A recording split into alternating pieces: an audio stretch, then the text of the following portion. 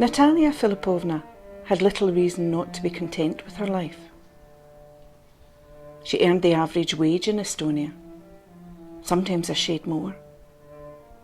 No small thing for a woman on the wrong side of 45 who couldn't speak the official language.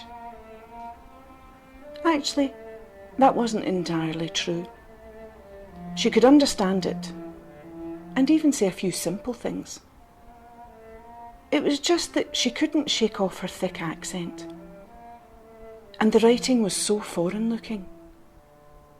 And after all, there'd been no need for it before. The Estonians all used to speak Russian. But now, well, the younger ones couldn't, and the older ones wouldn't. Natalia Filipovna's life had, broadly speaking, settled down nicely. She had a handsome two-room flat in Lasnamae that had been allocated to her thanks to the birth of her daughter. Well, actually, thanks to her job in the building industry and the birth of her daughter. She had been one of the last people to be allocated a flat by a workplace, and her daughter's birth had pushed her ahead of the competition, ahead of unmarried women who had not produced a child. Women like that had had to stay in the hostel, and there was no dishing out flats to people after that. Mind you, she'd have had no flat at all if she'd stayed on at the kindergarten. There were never any flats for kindergartens to allocate. She'd have been happier at the kindergarten, though.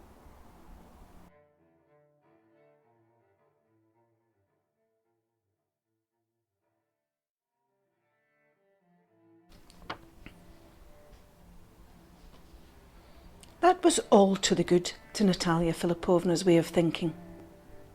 She was plenty old enough already to be happy with just the child, and she'd never hungered after men, unlike some of her friends who settled for the bluster and even the beatings of a drunk, just so long as they could have a shag.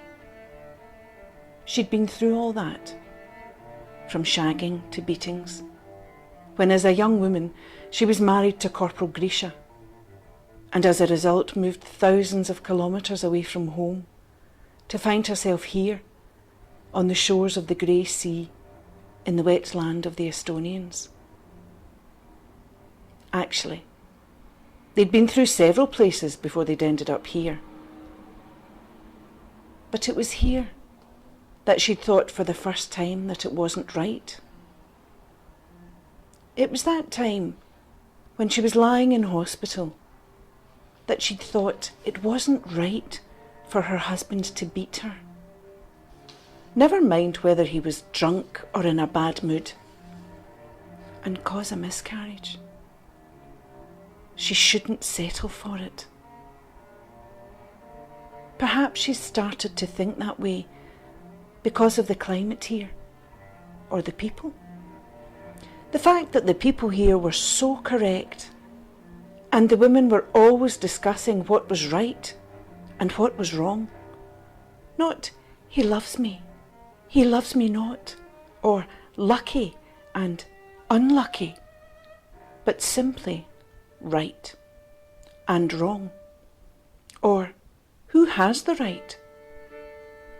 As if there were a ruler inside them that could always draw the line between right and wrong. And if you were always on the side marked right, then everything was fine. The women here often lived alone, brought up their children alone, not always because their husbands had left them, but because they felt it was right. Natalia Filipovna liked these independent-minded women. Why couldn't she live like that too? She had the feeling, however, that it was only here in this wet, grey land that she would be able to think and live that way. If she went back to somewhere in Russia, perhaps beyond the Urals again, where she had come from, she would have to live life differently. accepting, putting up with. But she did not want to.